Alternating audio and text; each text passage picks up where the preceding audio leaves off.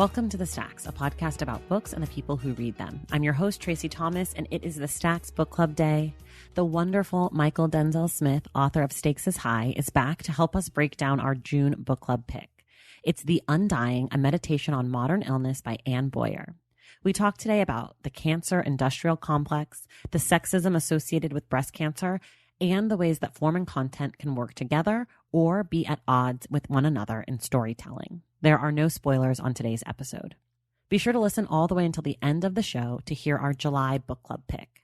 Are you looking for a way to support the work of the Stacks? Well, I have just the thing for you. It's called Patreon. It's a website that lets you contribute monthly to my work and in turn earn my unending gratitude and inside access to this show. For just $5 a month, the cost of one very fancy coffee, you have access to our monthly virtual book clubs where we all get together and talk about our Stacks book club pick.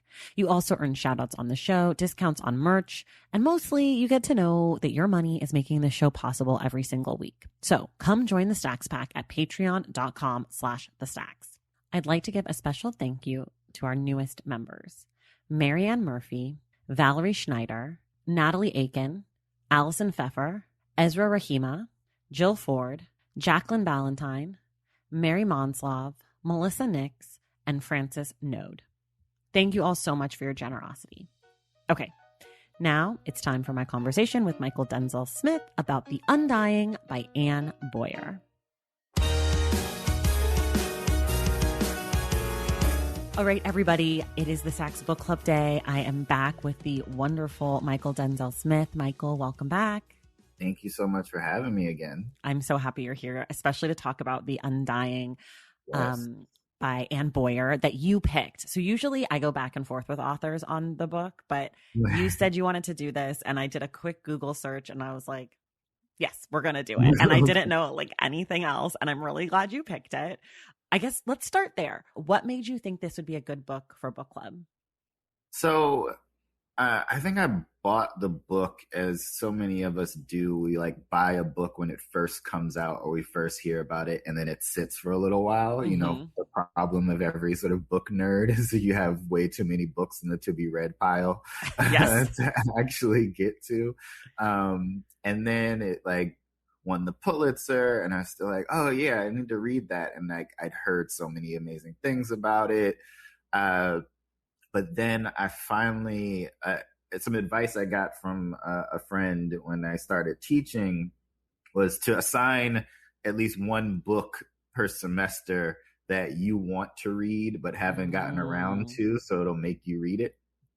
And so I, this past semester, assigned to my students The Undying, and we read it, and then you and I were talking about, you know, book club and all of that. It's like, oh, well, I just read The Undying, so that'll be easy. And I think part of the reason, though, is not just like laziness and being like, oh, that's a book that I just read, but the impact that it then had on me and sort of thinking through a lot of stuff that I've just not thought about or taken for granted. You know, the book it's a memoir of Anne Boyer's diagnosis and treatment and living through breast cancer, which she positions herself in the very beginning in the sort of literary canon of breast cancer memoirs and journals alongside like a Susan Sontag or an Audre Lorde. But what she's really doing here in telling this story is an expose in a number of ways of the breast cancer industry, right? Like, and like giving us an idea of it as its own industry, not just from, you know, the medical health side, but also the non-profit world that crops up around it, and the faux activism that happens around breast cancer. And from the beginning all the way through her examination of these institutions, one, there's just this building rage at the systems at play. And a forced examination on the part of the reader, I think, because of the position that breast cancer sort of occupies within the collective imagination, where, and Boyer gets at this, the pinkwashing of it, right? The Right. idea of the valiant breast cancer survivor, of, the very language around that we use around fighting breast cancer, Right. like warriors and all of this stuff, and the forgetting, or the not even forgetting, but unacknowledgement, or casting aside the humanity of the people who are experiencing it, and the idea that they do experience it, and their experiences don't fit the neat narrative that we have around exactly what I just described. This sort of like, oh yeah, I'm a tough woman because it mostly affects women. But and that, there's a community that like rallies behind it, and then, every October you can see stuff like the NFL wearing pink and Oh my all God, of it. such an eye roll. Seriously.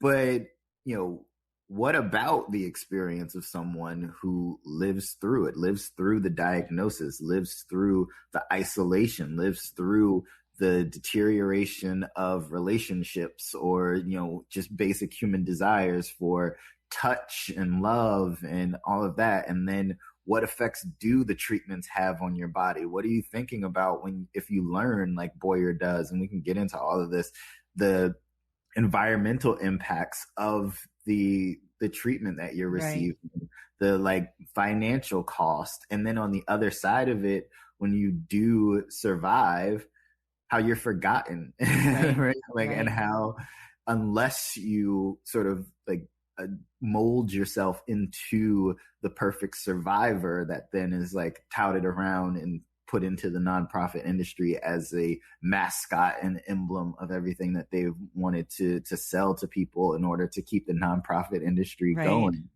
There's just so much here that I think, in terms of my own work and my own sort of attractions to different work, it's like, what systems do we live under, and how are those systems failing us? And this is very particular to the breast cancer survivors and patients, but I think, we're able to extrapolate out and just sort of think about all of the things in which all of the narratives that we tell, particularly around illness, and wondering, like, what are the effects on the people that actually go through it? Right.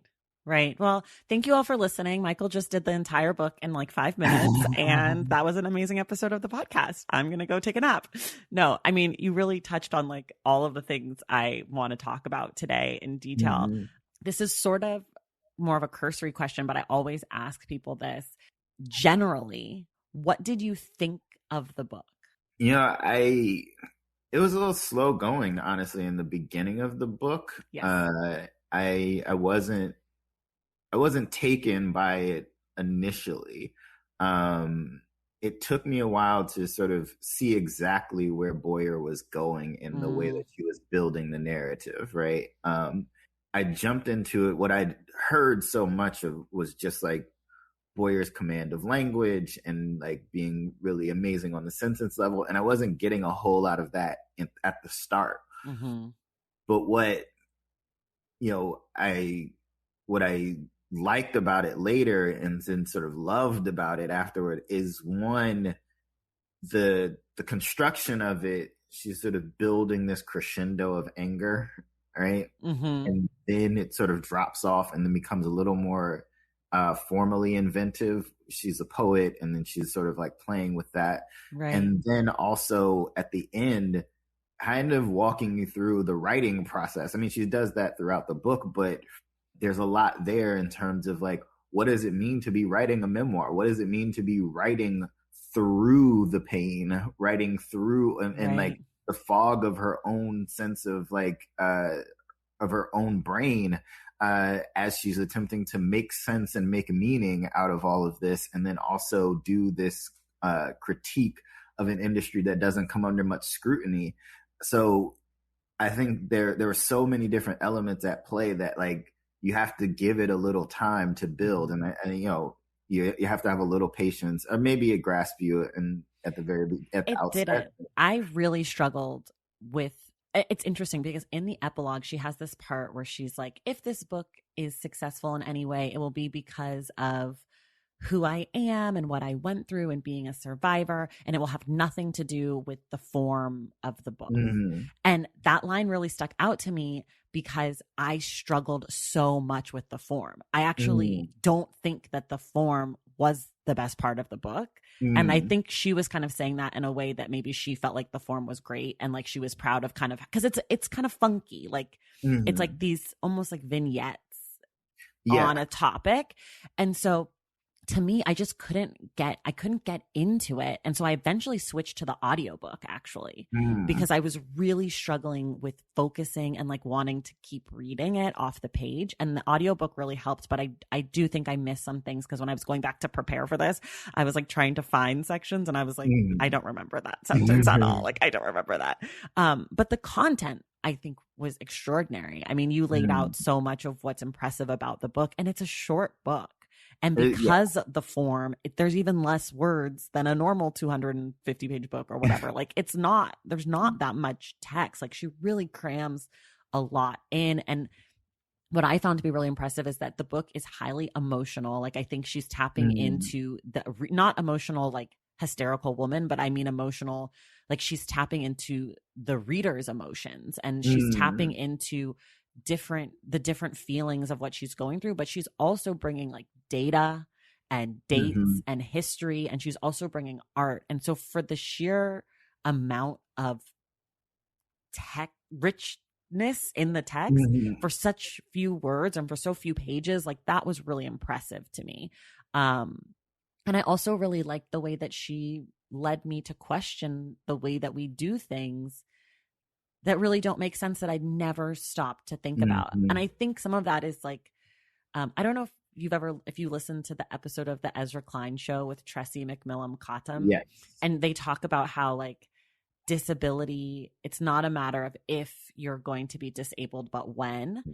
And that kept coming in through my mind as I was reading this, and the privileges that I've had of being a healthy, able-bodied person so far in my life, that I didn't have to think about a lot of these things. And I kept being like, fuck, I am not a good, like, I'm not that I'm an ally, but like that I'm not even considering the ways that other people navigate the world because of the privileges that I hold in that world, in the world of disability and health. Like I've been so lucky and I'm so grateful. But when she was talking about like getting dressed up and like wanting to be the best dressed person at chemotherapy, like I could relate to that. Of course, that would be me if I ever went to like, I would be like, oh, I'm going to shower and like put on makeup, but that's just not something that I've ever had to think about. And so I really appreciated that part of the book, that there were so many things she made me at least take my brain to, even for 30 words, and to be like, ooh, we need to think about that.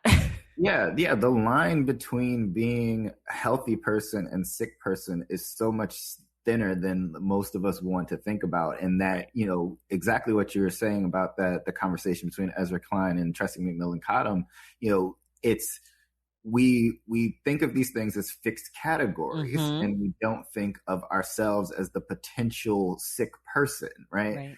And that, you know, we can identify a sick person and then we can treat them as such, as if that's the only part of their existence. And when you then created whole industry around that idea, you know, then you are ignoring a lot of the things that a sick person is telling you about their own emotional state, about their own physical state, because you're fixated on the idea that this person has always been this, and then they become an unreliable narrator. And so what Anne Boyer is doing here is saying, look, I know you think that I'm an unreliable narrator. Like I'm telling you the reasons why you think that I'm an unreliable narrator, and truly breaking down that psychology and like you're saying, the intellectual scope of this is massive. Within the, you know, the few words that she's able to cram into all that. I'm curious what like in terms of formally, like what didn't work for you? I think it was too disjointed in the beginning. And so I just couldn't Mm-hmm. figure out what was happening. And so I would get distracted. I'm a super Uh-huh. easily distracted reader. And so if something isn't flowing and I'm not curious about the next page, I will check my phone 7,000 times in Uh-huh. 6 pages. Do you know what I mean? Like, I Yeah. just couldn't quite. In the beginning, it starts off with like the stuff about Susan Sontag, and her language is heightened. Like, Mm-hmm. she's not writing, it's not like journal entries like, Dear Diary, what's up? I Yeah. read Susan Sontag. It's like the movement of Sontag's cursive. And I'm like, bitch, I don't know what that is. Like, and so I think that that is what made me struggle.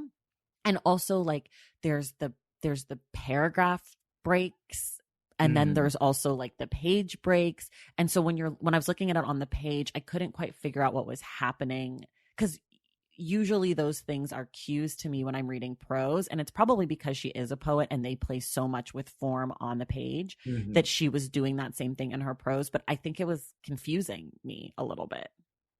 Yeah, no, I get that. I totally, because that was an issue I think I was having in sort of placing everything, and I think Yeah. that it was.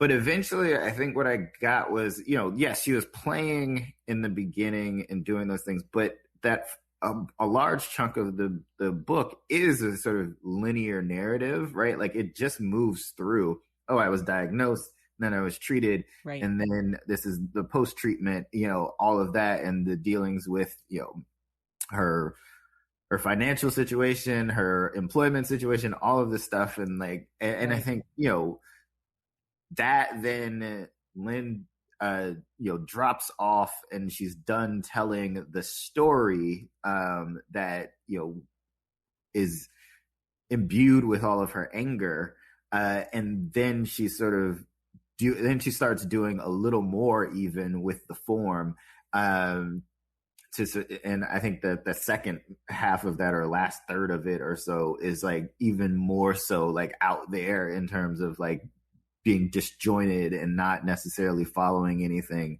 uh, from a point A to point B.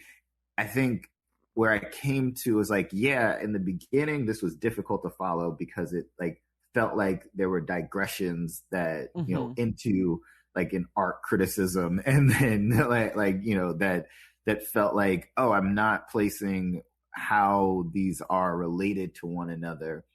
But then when it ain't all came together, it was like what I felt like I was experiencing was not just the story of her breast cancer and breast cancer survival, but what it was like for her Mm-hmm. to go through the fog, right? Yeah. And that the form is reflective of her own emotional and intellectual state at the time. Yeah. Whereas like things would come in pieces, Yeah. and that's how she had to be able to think through it. Yeah. I think that that's right. I do think that what she was trying to do was to show sort of the disjointed nature of having such a terrifying Mm-hmm. diagnosis and all of those things. Because I mean, she was diagnosed with triple negative breast cancer, Yeah. and I think there were some other qualifying terms around that, but a very, very aggressive form of breast cancer that kills women or people who get it.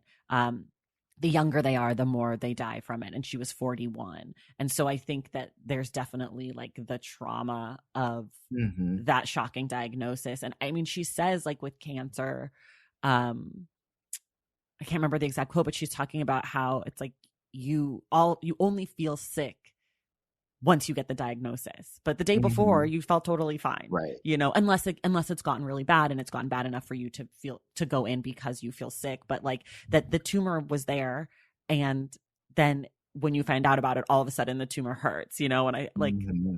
and I think that that is definitely sort of what is happening in the form, that she's like breaking it down to these like, oh, this reminds me of an art piece I saw. Speaking of art pieces, like that other book that I read. Mm-hmm. But for me as a reader, it didn't work in execution as much as it Mm-hmm. works in theory. Like I Yeah. appreciate what she did, but I was like, I'm not getting this. Yeah. Which is why when I switched to audio, it was a little bit better because, you know, the reader takes a pause, but the reader doesn't take a pause that's like so long that I know it's a paragraph break or whatever, unless it's like a big one. And so Mm-hmm. that helped me to feel the flow of more like almost like stream of consciousness, not Yeah. exactly, but like that same kind of vibe. Um, and speaking of what you said, when people told you about the book that like the sentences and all of that stuff were so great. I mean, some of the sentences in this book are insanely incredible. Like, Yeah. and like the word choice. And I think that also probably comes from her being a poet. I feel like poets and word Yeah. choice, like that's a huge part of the puzzle. Absolutely. But she has this sentence that when she's talking about, it's super short, but she's talking about in regards to the pain scale, like giving a number. And Mm-hmm. she says, sensation is the enemy of quantification. And I remember I heard that and I had to pause and like rewind it and then write it down because I was like, wow, I don't know. Those words all make so much sense together. And like she Yeah. also does like some cool list stuff, like when she lists Mm-hmm. all the different ways, all the different things she's going to do with her hair when it falls off, and like Yeah. sending her Yeah. eyelashes to her enemies, and like Yeah. so like some of that stuff was really cool, and it seemed like she was enjoying playing with the form for sure.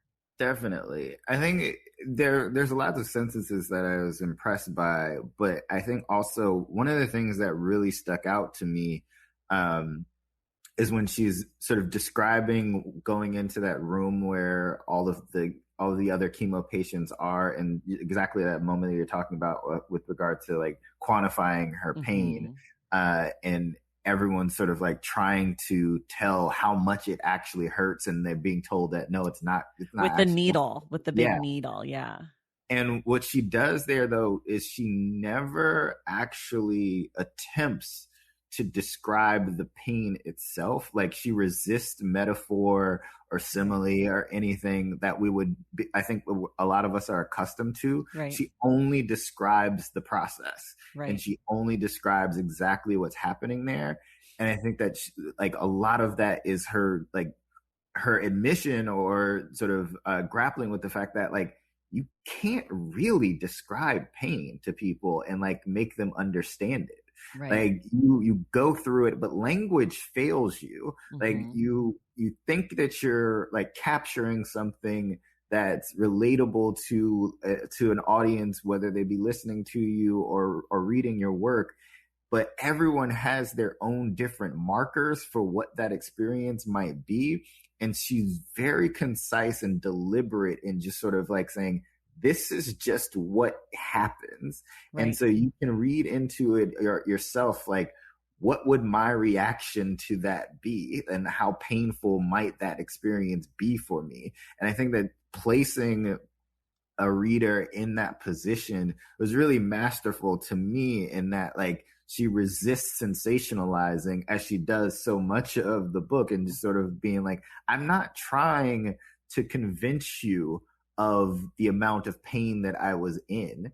I'm just saying that you wouldn't listen even if I attempted to. Right. Well, she also says in that section about how people tell you you can't communicate pain, or like that pain is like that's something that you experience but you can't communicate it. And then she goes on to say, except for that we do all the time. Like if someone pinches you, you grimace, and we all understand what that grimace looks like. And there are ways to communicate pain that we all know, but that there's some sort of unwillingness to appreciate or understand or empathize with a cancer patient's pain for some other reason, right? She doesn't necessarily say exactly why that is, but that is part of like the language of cancer, is like, oh, we can't quantify pain except for with these numbers. Like we can't talk about it in any way except for on a scale of 1 to 10, even though we all communicate pain constantly. And you know, if you walk past someone who's in pain, or if someone stubs their toe, you know that there's pain, but like that this kind of pain we don't want to empathize with or engage with in any sort of meaningful way. And I think like, to me, one of the big takeaways from the book is how much healthy people suck in relationship to people who are sick. Like that was one of the things that I felt like, at least that's what I felt like I was being told over and over. Like an example is that same pain thing. It's like the doctors don't want to find a different way to have these conversations. It's like, no, you, or the nurses in this case, like, no, the needle doesn't hurt. It's like, okay, well, I'm telling you it does, Yeah. and it's my arm, and that needle's big, and it's hurting me, and you're It's like, poking me. have you had this needle before? Right. Could you tell anyone that? Right. Exactly. And it's like, and I just like the language. I mean, we definitely have to talk about sort of the language around quote unquote fighting cancer. And for folks who have listened to this show before, we did the Unwinding of the Miracle by Julia Williams, I believe was her last name. And she had stage 4 colon cancer and she ended up dying. So it's like a death memoir, and she was young. And we talked a lot on that episode about sort of the fighting of cancer and this like idea that the language of war and all of that stuff is like how we approach it. But what Anne Boyer does in this book is I feel like she complicates that sort of, I feel like I've heard that before from other people, but I feel like she added a lot to the language of cancer. Like she was talking not just about fighting it, but like the things that are like, you mess with the wrong bitch and like all of that kind of stuff, like kind of tongue in cheek, and like, I'm too hot for cancer, and like I like just put on your lipstick or go dance it out, and like all this shit. And I think Anne Boyer says, except for in my case, cancer picked the right bitch. It's like, thank you, Anne. But like that like your attitude or that your mindset is actually relevant to the cancer. That's not to say that it might not be relevant to you, the patient. Like you might feel like I do better going to get chemo if I'm going in feeling really fucking positive, and that might very well help you. But just because someone feels negative doesn't mean that the chemo doesn't work for them, right? Like that the science of it and then the emotional part of it are different, but we're being told and taught, and we're telling people, you're only going to get through this if you're positive. Like you're only going to get through this if you smile and put on a wig and look hot and pretend like your boob doesn't have a tumor in it, and like all this stuff that's like, it's kind of sexist. Yeah, I mean, there's so many things, because it's one, just the sort of like the idea of, again, this very American rugged individualism, right? Like you take it on by yourself. It is your illness. It's not a community thing, right? Like it's not a failure of institutions. It's not something that like we all need to pitch in and care for. It's like, no, if you fight it, what if I'm someone like an Anne Boyer who is a single mother with the single income that still needs to provide and all of that, and like what does that mean, right? Like how do I find a village to be able to care for me if everyone is thinking no? The real thing is just how you approach it, the mindset. And then it's also because of the particulars of the disease, it does the majority of people who are dealing with breast cancer, just by numbers and the reporting sort of who it is cis women. Not to say no one else ever experiences breast cancer. Obviously, it cuts across gender, but because it has become such a cis women's disease, right? There's also the expectation of the continued performance of femininity throughout all of it, right? And so now you're not just charged with fighting the disease, but ensuring that you never fail in your womanhood, right? That you maintain that, because it is a direct attack on something that, you know, a secondary sex characteristic that's supposed to define womanhood. Like, and so you gotta fight it, because otherwise you're no longer a woman, and then you will no longer be welcome into this club, and we will no longer have to respect you in the, you know, very limited way that women are respected. And even on top of that, I'm just thinking as you're saying, like there are other cancers that affect women and people with ovaries, vaginas, with those Mhm. sex organs, like ovarian cancer or uterine cancer Yeah. or vaginal cancer, but those cancers aren't treated in the same way. And I think part of it is because breasts are a physical outward attribute of women and femininity in a way Mhm. that an ovary or a cervix isn't. Like, you don't see my cervix every day when I walk down the street. Yeah. And like there's no, like there's not a sexualization of a uterine Exactly. lining, but like the Exactly. breast is a physical, it's like, oh, that's the thing that you see that makes a woman a woman. And Right. so, and it is so interesting because there are like men cancers, right? Like prostate cancer. You can get it if Mhm. you're not a man, or if you're not a cis man, but we don't patronize men. We don't tell men who have prostate cancer to go ride a horse or something, like we're not like, hey, go smoke Go a be cigar, a like do whatever men cowboy, do. like, Yeah. Like, yeah. and it's just like, it's so sexist. Is there a term for when something, I guess, like heteronormative sexist? Is that Cis sexist. cis sexist? Like, it's so, Yeah. it just like plays into all the gendered bullshit. Like, get a pink wig and like Yeah. do your makeup and like let's go out, and like also the reconstruction part of it. Mm-hmm. That like Mm-hmm. women who have mastectomies feel like they have to get their breasts put back on. And Yeah. some women probably want to and feel like Sure. that is a part of their identity that they want. But I also wonder if the pressure to do it, if that wasn't there, how many women would go through additional surgeries to have their breasts reconfigured? Yeah. If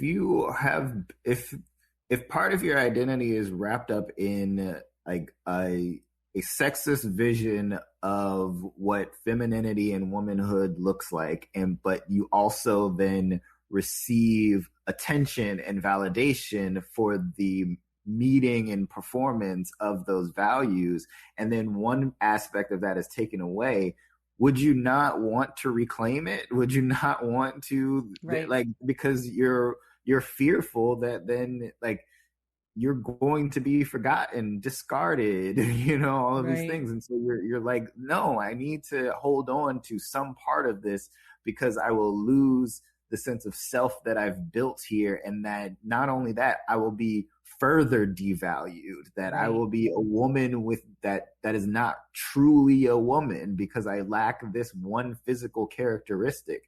And that, that also lends itself to a number of ways in which, like I say, cis sexist, it's because we're defining womanhood by the existence of like round breast that Right. we identify with, like breastfeeding, Right. but like also the sexualizing of the breast and saying that, oh, that's the path toward womanhood. Well, if you are a trans woman who has not gotten breast augmentation, then you're not a true woman, right? Like, Right. but even if you do, then you're still not, because of the other physical characteristics that we've said are the only definition of womanhood. And so now you've got everyone in a tangle trying to Right. go through this and meet expectation, but you're doing this in this particular instance to someone who has gone through a physical trauma in Right. breast cancer. Right. Right. Yeah. It's fucked up. It's totally It's fucked so up. fucked up. And I just want to say, because I'm not sure if what I said before sounds like I was saying something that I'm not saying. So I just want to be very clear. I'm not saying anything disparaging against any woman who decides to do anything to their body and their breasts, whether they have cancer or not. That's not what my point is. My point is more that there is a pressure that is applied to women who maybe don't want to, but feel like they need to. But if you want to, please do whatever the fuck you want with your own body, as long as it doesn't hurt someone else. I just want to be very clear. Because that's just, I don't have opinions about what people do in that way. Let's take a quick break and then we'll be back. Valentine's Day is upon us and I've got love on the brain. Love for books. Duh. Of course. Hello. Did you forget what podcast you're listening to? I love bringing you all great reads, exclusive author interviews, and behind the scenes book gossip. But I can only do that with your support over on Patreon and Substack. Our Stacks Patreon community, also known as the Stacks Pack, is where you can go for book club meetups, a private, very active Discord, and a year-long mega reading challenge to help you achieve all your reading goals. Plus, you also get that monthly bonus episode. Now, over on the Substack, you can subscribe to my newsletter, Unstacked, where I keep the book conversations going. I also give you a healthy dose of sports and pop culture, definitely some hot takes happening over there. And again, that bonus episode. If you don't have a few dollars to spare, don't worry. There are free options on the Substack and the Patreon to get you a little extra Stacks magic. Making this podcast is a total team effort, and by supporting my Patreon and my Substack, you allow me to support my amazing team that makes the show possible every single week. So if you or your friends are looking to meet other book lovers and support this indie podcast, come hang out with me on Patreon, Substack, or both. I would love to have you. And since we're talking about love, you can gift subscriptions to the Patreon and the Substack for that special reader in your life. For the Stacks Pack, head to patreon.com/thestacks. And for the newsletter, head to tracythomas.substack.com. And also, there are links to both in the show notes. Okay, see you in the Stacks. We were kind of just before talking about the sexism of breast cancer. And one of the things that she talked about is she very quickly kind of sprinkled some words over it, was the racism of especially the kind of breast cancer she had, this triple negative, which proportionately affects Black women. And there's two different parts of the book where she sort of glosses over this. And one part is where she talks about how single women are twice as likely to die from breast cancer as married women, without any other factors being included.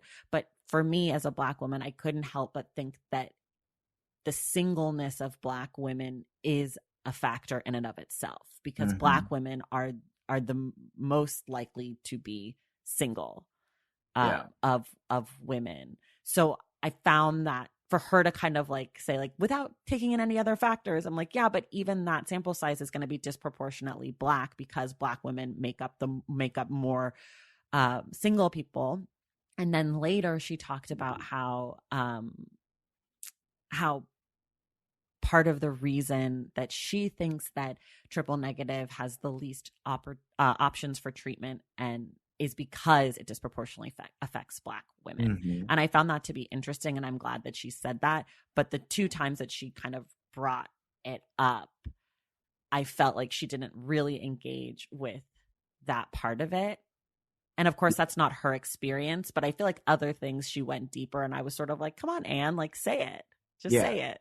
No, it's one of the biggest disappointments of the book is that she very clearly has an understanding and an acknowledgement of the disproportionate impact on Black women, but refuses to sort of engage it with the same intellectual rigor that she does the rest of her own experience.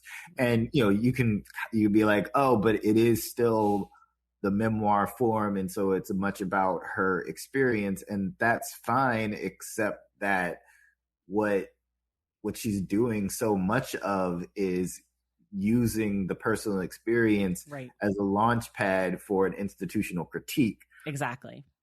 And when that institutional critique only bears glancing mention to the level of racism at play and doesn't account for her experience as a white woman and the attendant privileges, even as she's trying to show us look, this is actual breast cancer,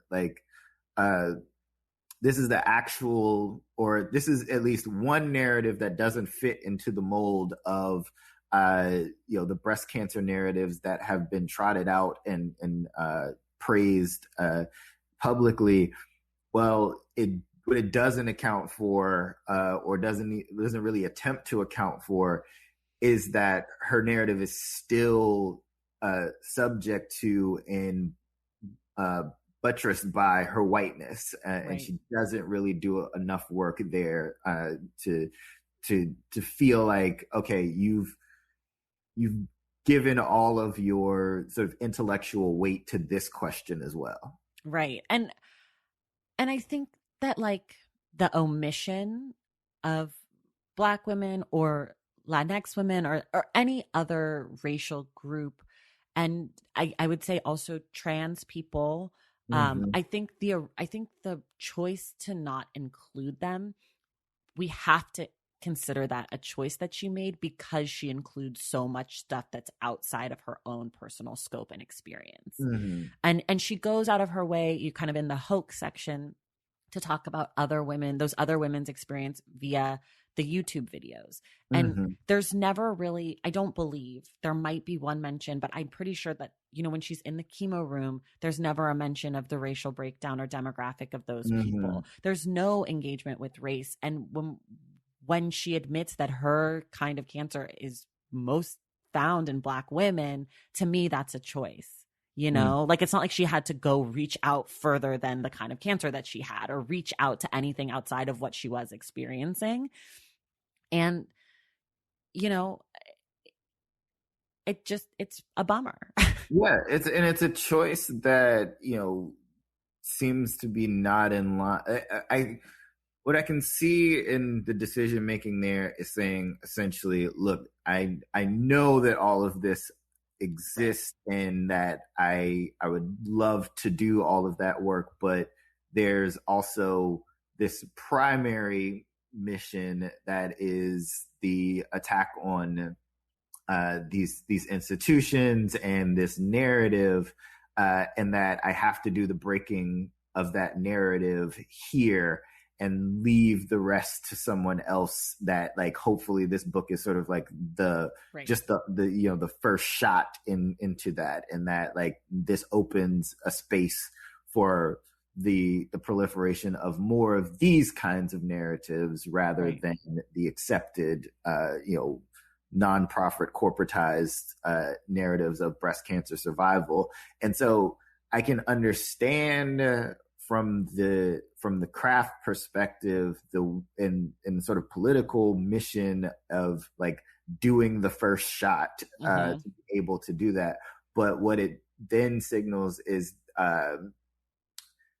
a lack of, or an unwillingness to consider that those Black women aren't necessarily going to get the same opportunity to do this kind of Right. work and tell this kind of story. And also it her experience of being seen as a victim or a survivor and all of those things, that's directly related to the ways that Black women aren't afforded those opportunities, right? Mm-hmm. Aren't afforded the sympathy of being a cancer patient. You know, like when we see Susan G. Komen walk for the cure, like Yeah. whatever, it's so rarely that there's a Black woman who's the face of that. You know, it's usually some young, pretty blonde lady. And like, Mm-hmm. but she is directly in relationship to that, you know? Yeah. And so I think that the choice to not include it, well, I understand exactly what you're saying, is it's like not every memoir can do everything and not every book can do everything. And she's making space for someone else to do it. I do think that in the way that she interrogates the other institutions, she has to interrogate the racism of it because it's clearly at play, and she hints at it. She kind of like Yeah. coyly like throws it in. And I don't know that people who are reading her book who aren't necessarily as interested in racism as you and I obviously are Mm-hmm. going to be seeing those few sentences and being like, ah, you didn't Yeah. do it. You know, like I think other people might be like, oh, that's interesting. Black women have breast cancer. And let me go back to the beautiful artwork in the Netherlands. Right. It's a missed opportunity because of who the audience, is Right. going to be. Is that, like, look, that the people that she's speaking to right now with this book are not going to, are not as likely to tune in and pick up the book from the Black woman who does Right. exactly the same work that Anne Boyer is doing, but also does the critique of the racism of these institutions. Like, they're not going to pick that up the same way. Like, there's the hope, obviously, that they would, but it's not going to land the same way as if Anne Boyer was doing that work here, which is speaking to, she knows exactly who's going to pick this up. It's going to be mostly white women who have consumed the narratives of breast cancer looking for another one, right? Like looking for another hopeful memoir around like how this all works, and like being like, oh, breast cancer warrior. And she is doing something deliberate in interrogating and excavating that narrative for all of its falsehoods and all of its all of its vulturistic qualities, but missing the racism where it's like, okay, if you can do the rest of this for them and you can do all of that work for them, don't leave them without that aspect, because like, understand that this is going to be so shattering for them that they may not tune in the next time, especially if the person that's telling this story is a Black woman who they're primed not to listen to anyway. Right. I was just thinking, as you were talking about Black women who have like famously had breast cancer, and aside from Audre Lorde, the only people that are really popping into my mind, and this is so sad, is like the mothers of professional athletes who they feature in October, where it's like, these like running backs, because it's football season and baseball doesn't have that many Black American players. But it's like, it's that those are the people that pop into my head. And that's really troubling, because when I think about like white celebrities, I mean, I can think of a few who have had breast cancer, like Louise Dreyfus, right? She had breast cancer. And then, we know that Angelina Jolie had the BRCA gene. And so she had preemptive surgery, I think prophylactic surgery. So it's just interesting because, of course, it not only affects Black women disproportionately, and she says in the book that they are diagnosed less and die more, but also that in mainstream media, entertainment circles where there's so much, awareness being brought up, it's like we're not seeing Black women.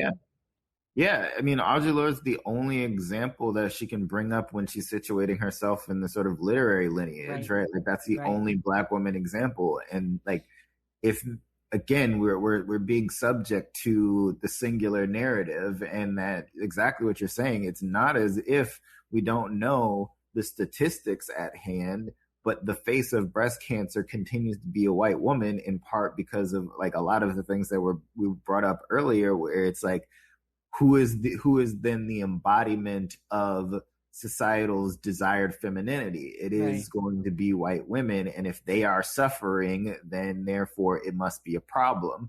But the people being diagnosed and dying from the most aggressive form of this breast cancer are disproportionately Black women, and yet there's no, until this book, really, like, I didn't even realize that was the case. Me neither. And so if there's a potential, like, credit to Anne Boyer because I didn't know that until she wrote it, but there's the potential then for a further exploration. And I'm not saying that it's on Anne Boyer's shoulders to bear that, but there's plenty more that could have been done in this book to address that, and like to incorporate. I get it, it's memoir, but the incorporation, but she's also telling other people's stories. It's memoir, but she's already broken the rule of she can't hide behind that because of what else she does in the book. Like if she really told like a straight up memoir, it's like, I walked to the store and this is what I did, then maybe I'd be like, okay, I get it. But she's doing more than just memoir. And this sort of ties into this conversation of racism, sexism, which is the part about care, where she talks about how the people who are employed to give care are so often underpaid because it's looked at as like women's work, but they're the people who are telling Mm-hmm. you a joke while they're also, trained to stick a needle in your arm, and they're collecting all the data and they're doing the math and the science behind it while they're also like changing your bedpan. And that there's so like, it's about attention to detail and educating the patient and cleaning and all this stuff. And, you know, I, my husband is a doctor. And so I think a lot about nurses because I Mm-hmm. recognize how much of his job is what we think is done by doctors is done by nurses and physicians Yeah. assistants and other people. Not to disparage doctors, they do a lot of great stuff, and they, Sure. whatever, but I think so much of the credit is given to doctors and not nurses, and I think about nurses all the time. And I think that this book, she really drives that home in such a clear way. And I mean, so many people who are in the care industry are people of color. Mm-hmm. I mean, in California, there's many Filipino nurses. I think there's at least in the hospitals that I know and that my husband's worked in, and a lot of Black women and Latina women. And I just think it's interesting. I mean, I'm not surprised, but it's Yeah. they're paid worse and they do more work and they're not respected. And that's the other part of it. It's like, fine, don't pay me as much, but like at least respect me. Like, Yeah. Yeah. Yeah. Being nice. I remember at the very beginning of I mean, maybe not the very beginning, but it was at the outset of the COVID-19 pandemic. I was on this thing discussing sort of, what the numbers were telling us, or it was disproportionately Black and Latinx and indigenous peoples that were contracting and then dying from uh, COVID-19. And I was having this discussion with this doctor in the UK, and he's sort of trying to say, well, look, we have to look at these different factors to be like, what's the difference in why people are dying, and like having to look at like, I think so much of it was like about like vitamin D deficiency and all of this stuff. And then he was trying to say that you look within the hospitals, right? Like, why is it that the doctors aren't contracting the COVID at the same rate as the nurses? And it's like, well, one, they're in more contact with right. patients. But if you're trying to say that there's some difference in the nurses, the reason that more women of color are going into nursing than becoming doctors, you have to look at all of the different structural barriers right. therein, the ways in which nurse and care work has been feminized, the number of opportunities for even this low paying job, but like better paying job than what many people from these communities would experience, and then why that would mean a disproportionate flood of women of color into this profession. And so it was just baffling to me for him to be like, well, there's got to be something wrong with them, like if genetically. Like, That's, I mean, the way that people shit on nurses is just, it is really horrible. I just, anybody listening, be nice to the nurses, because truly they do everything, and the doctors do, like, I mean, no offense, husband, but nothing. Like, I had twins. My husband's an OB. I had twins. He's not my doctor. Everyone, don't ask. But I had twins, and my nurses were the fucking heroes. And my doctor was great. But like, anyways, not to show, I love doctors. It's just that there's just a separation for so many people, and like within the hospital itself, where it's like, no, the nurses do the care work, and and the doctors do the intellectual work. Yeah, they do like the medicine work, right? And so therefore that's more valued, not just because like you think of it as having more value, but because of who is performing, who's doing it, and who decides what's valuable. Exactly. And the other thing that she talked about care that I had truly never thought about, not even for 1 second. I had never had this. We are not given any time off to care for anyone that we're not related to. Mm-hmm. And like directly related to. Like, you don't get medical leave to take care of your aunt. You No. get it for your mom or maybe your spouse or your child, but you don't get it for your sibling. You can't take No. it for like you can't take it for your best friend. You can't take it for, and I think in a small way, I kind of had thought about this when it came to in like 2008 when the big issue of the Supreme Court of the time or in California Mhm. was Prop 8, but for gay marriage. Um, and I know that one of the reasons that it was important to people was because they wanted to be able to be in the room with their Yeah. significant other during medicine and stuff. But I'd never thought about even like you can't take time off to take your partner to the hospital if they're not your husband or wife, you Yeah. know? And like, so that's the only way that I thought about it was in that one context.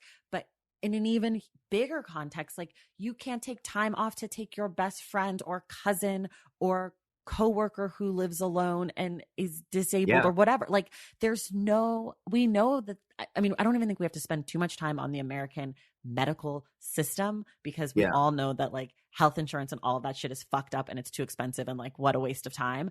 But this part of it, this like, you can't even take care of people, Right. like the most vulnerable people who are ill and alone. There's no way to even help them if you too are not super financially stable. If you Mhm. have a job, you have to choose between taking your next door neighbor who needs help to the doctor to get their COVID vaccine, whatever it is. You have to choose Yeah. between that and getting written up at work. Like Yeah. that shit's so fucked up. Yeah. And then it's incredibly fucked up, and exactly what she's sort of pointing to in terms of like who dies the most from this and being single women who are diagnosed with breast cancer is because there is no one who's able to care for them. There's no one that's Right. able to show up, and that such the primacy of, I mean, now we can say like marriage across the board, but like it really truly still remains the sort of hetero marriage Right. as Right.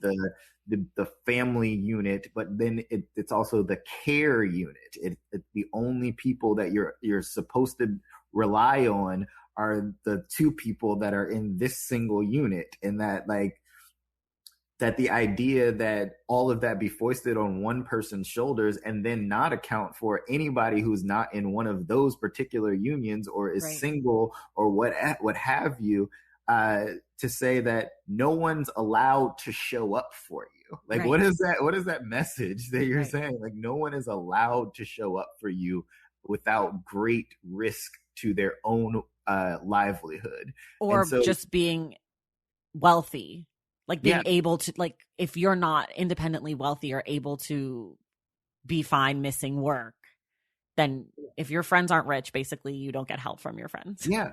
And then what you're saying is not just that, like, physically you'll continue to deteriorate because of a lack of just like basic care on that level, but that means an isolation that Mm-hmm. means the furthering of depression and the anxiety that's going to be attendant with even, no matter what, once you get that diagnosis, it means you don't have the emotional care that you need Right. during this time because everyone, like, your people are scattered and you just don't have people in your immediate vicinity. No one's there to just talk to you and laugh and all of that Right. stuff. Like, what? Yeah. And like, because why? That's the thing. It's like, because I need to go to work and my boss needs to make as much money as possible. Yes. My employer, like, it's like, okay, but if we go back to the Tressie Ezra thing, like, Mm-hmm. you're going to be disabled one day too. You're going to Yeah. be sick one day too. You're going to need help one day too. And it's so fucked. And like the thing that's even more fucked about it, to me at least, like as I selfishly look at myself, is like I never thought about it. Like the Mm-hmm. system that's in place is so good at keeping us isolated and not relying and telling us like that we don't deserve to Mm-hmm. have community, that I just never even thought about it. It never crossed my Yeah. mind. And that's really horrible. Like I Yeah. think like the system is bad, but the fact that I'd never even questioned it is even worse. I mean, it's not something that you really even think of until you're in that position, Right. right? Like you just sort of and we don't want to think of ourselves as ever having to be in that position. It goes Right. back to what you're saying in terms of the distinction that we make between a healthy person and a sick person. Most of us are going to want to think of ourselves in the healthy person category. And in that, we're never thinking about like, well, what if I become a sick person? Who would care for me? Who Right. would who would I have to be able to show up in that way? And not thinking about the legal fact that like a person that you care for would not be able to, a person that you care for and cares for you would not be able to show up for you in the ways that you may need, because you don't have the right relationship to them, you don't have the Right. right legal relationship to them. And that even if you did have a marriage to this person, now you're asking them to perform all of those Right. duties. All of those duties. Exactly. Yeah. There's one more thing that I really want to touch on because I think it was something else that was like mind blowing for me. But it was when she was talking about the hoax of cancer and Mm. like people pretending to have cancer so that they Mm-hmm. can have sympathy. It reminded me of, the author AJ Finn / Dan Mallory, same person. He wrote The Women Mm-hmm. in the Window, the one that just became the movie with Amy Adams. Anyways, Oh, he lied about having brain cancer and all oh, this stuff. There's like a great, I think it's the New Yorker article. It oh, came out a few yeah, years ago about him, yeah. but it's just like, I mean, he's a white guy, and I kept thinking like, if you can't get ahead as a white guy in publishing, and he was an editor and all this, I'm like, you need to fake cancer to get sympathy, like then your shit's not that good, my guy. Like you're White already guys, there. white guys are desperate for like victim narratives. They really, truly They are. love Like it. They they eat that shit up. really, yeah. But I'm just like, look, AJ Finn, like you already have a seat at the table. You're an editor at a major publisher. Like anyways, Yeah. he was like doing it while he was like at Oxford or something horrible. But just the whole like the section where she talks about I can only remember one person's name, Coop Dizzle, but where she Mm-hmm. talks about the women with the like vlogs, like the YouTube videos, and the Yeah. people in the comments being like, you just need to drink alkaline water, and the woman's like already dead, and they're Yeah. commenting on these videos of women who are Yeah. already dead from the cancer, and the whole like holistic, and even the doctor side of it, like the doctors being like, take this chemotherapy drug, and like they don't even know for Mm-hmm. sure, and like we can't just accept that we don't know when it comes to treatment. We Yeah. can't just accept that it's ever evolving. It has to be, no, this supplement works, or this chemo drug works, and it doesn't always work, like, No. and we don't know, and I don't know, it was very, that part was very depressing. Yeah, it's the cockiness, like the Mm-hmm. self-assuredness of all of the people, like, to borrow sports metaphor as we all do at times, like all of the people on the bench just like thinking that they can call the Mm-hmm. plays because Mm-hmm. they're like, oh yeah, sure, like I've never actually gone through this, but I know because I read something on the Mm-hmm. internet one time, and like, or like because I adopt a holistic, ethos and diet and all of this stuff, that like I've never been sick, and it's just like, look, understand that that's not going to prevent it. Like you're not Right. that's not necessarily going to prevent it. Like I hope for the best for you, that's not going to be the case, that you become sick in this way. But you don't know what these other people have done. You don't know like how they've lived their lives. They may have lived the most healthy life as possible, but Right. be subject to environmental factors that then contributed to their cancer diagnosis, and all of the different things that we find about the additives in our foods, and Right. like Right. whatever it is that we're not aware of, whatever it may be. But then there's an assuredness, because there's, again, like we were saying earlier, this sort of individualistic approach to it, that Mm-hmm. like if you fix your behavior, then you can beat this, you can go about it, know that that's like the spirit is within you, all of this stuff. And it's just like, well, what if we just like cared for the person when they were sick Right. and gave them the things that they needed to be comfortable, and then hope that we like that they come out on the other side of it. Like, Right. what if And we just did that? yeah, and accepted that people die from this thing, and that you're dying from this cancer or from anything isn't a moral failure on you. Like, No. it's not that you didn't try or you didn't want to live or that you were choosing death. It's none of those things. It's just that some people die, and sometimes people have to die from this horrible cancer, and sometimes people have to die from an accident. And like, you would never say that someone who got in a car accident wanted to die or they didn't try hard enough. It's like, this is part of life, and we're so scared of it. And it's a horrible way to go. I mean, like, Yeah. and I would want to do everything that I could to make my life as comfortable and easy as possible if I were to be going through that. But like, people need to have the support and the comfort and also the grace to feel like shit if they want to, like, and the space, Right. you know, and like, doctors also need to have the humility to be like, I don't know. Yeah. This is the treatment that I've got right now. This is my best guess on how we can cure this thing. But like, you know, Dr. Baby didn't give her the best treatment. Love Dr. Baby. Dr. Baby did not give her the best treatment. And it's not because Dr. Baby wasn't trying. It's because Dr. Baby doesn't know better than anyone else. And like, Right. we're so obsessed with having to solve this problem. And it's like, we're not there yet, people. We're just not there yet. We're not. And like, it's just, yeah, it's so, I mean, that section was really difficult. And that section also was where they had this surgery that they said should have worked. And then they gave it to a bunch of women. And then a lot of them got really, really sick and it didn't work at all. And then the doctor, I think in South Africa, was like, oh yeah, about that. And they were like, that's a hoax. Sorry. Okay, we're basically out of time. But before we do the last little bit, was there anything else that you wanted to touch on or talk about that we didn't get to? No, I think we got it. I think we did pretty good. There might be a few things we forgot, but I feel like there's a lot. Yeah. We didn't really talk about the art, but honestly, that was my least favorite part. No. Like, I don't know, wasn't interesting. But I did look up a lot of the pictures. I'm not a critic, so yeah, I was like, that looks sad. Okay, so we always kind of end around the title and the cover. Mm-hmm. I don't know which cover you had. I had the paperback with the snake on it. Okay, there's a name for the cover, Oh, because I saw another one that was different.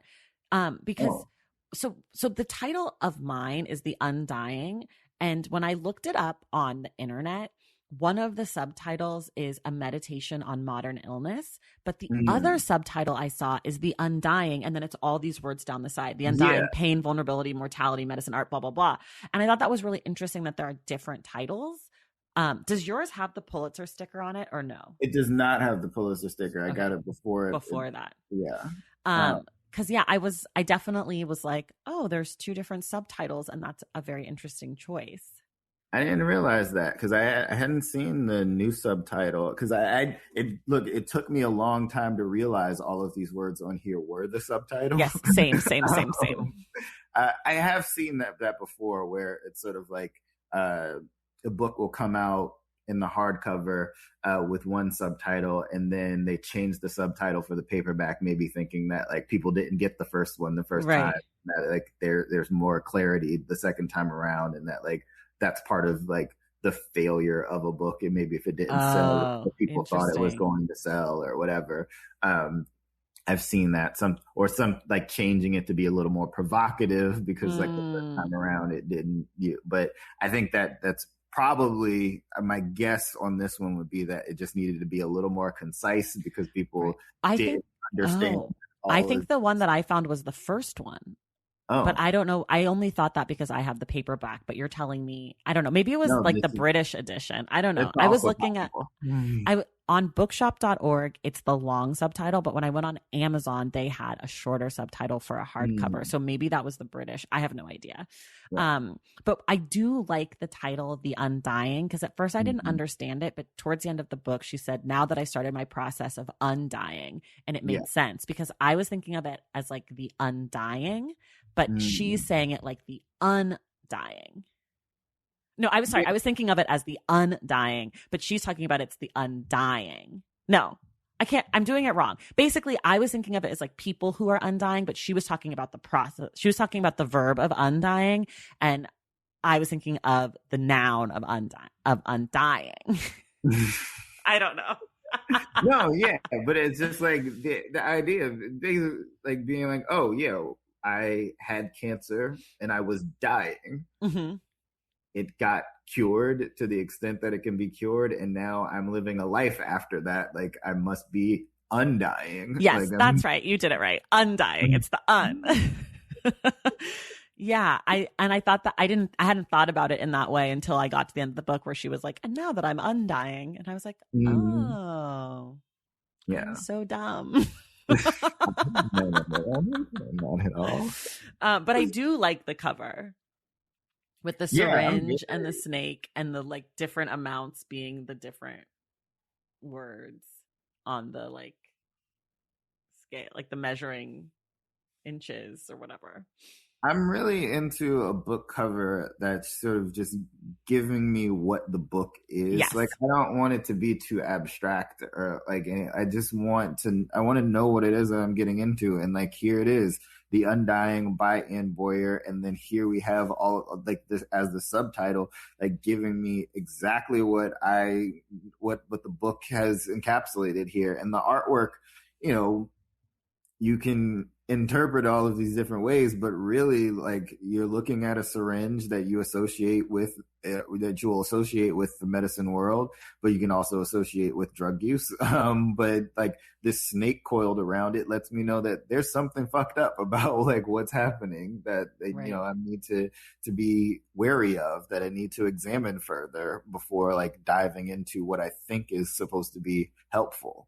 And in medicine, the snake is like the emblem of medicine. I can't remember where it comes from, but they're like the snake is associated with like doctors.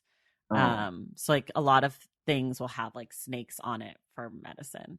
So I think it's a nod to that too. But yeah, I think the cover is really great. It's very straightforward. It's not a wow cover that I would necessarily grab off the shelf for it. But when I saw it, I was like, because again, I bought this book basically knowing nothing. And I was like, oh, okay, we're going to talk about medicine. Like, I was like, okay, I know what's up. Yeah, I think that's it. Anything else? No, just this was wonderful to talk about it. This was so great. Yeah. Thank you for talking with me about it. And everyone at home, you can get Mychal's books. Invisible Man Got the Whole World Watching and Stakes is High. They're out in the world. Mychal has a podcast called Open Forum, which is out in the world now too. Subscribe, rate, and review. Leave those reviews. We need those reviews, people. And everything we talked about will be in the show notes. I don't know. I feel like I feel like this was a very successful episode. We did all the things. I feel very like I have nothing else to say. I feel great. Thank you, Tracy, so much for having me on. You're welcome. Anytime. And everyone else, we will see you in the stacks. Thank you all so much for listening, and thank you to Mychal for being my guest. Okay, now it's time for our July book club pick. It is The Best We Could Do by T. Bowie. It is our first ever graphic novel, and we will discuss the book on the podcast on July 28th. Tune in next week to find out who our guest will be. Please make sure you're subscribed to The Stacks wherever you get your podcasts, and if you're listening through Apple Podcasts, be sure to leave us a rating and a review. For more from The Stacks, follow us on social media at The Stacks Pod on Instagram and at The Stacks Pod _ on Twitter, and check out our website, thestackspodcast.com. Sebastian Alcala is our sound editor and producer. Our graphic designer is Robin McCrite, and our theme music is from Tagiragis. The Stacks is created and produced by me, Tracy Thomas.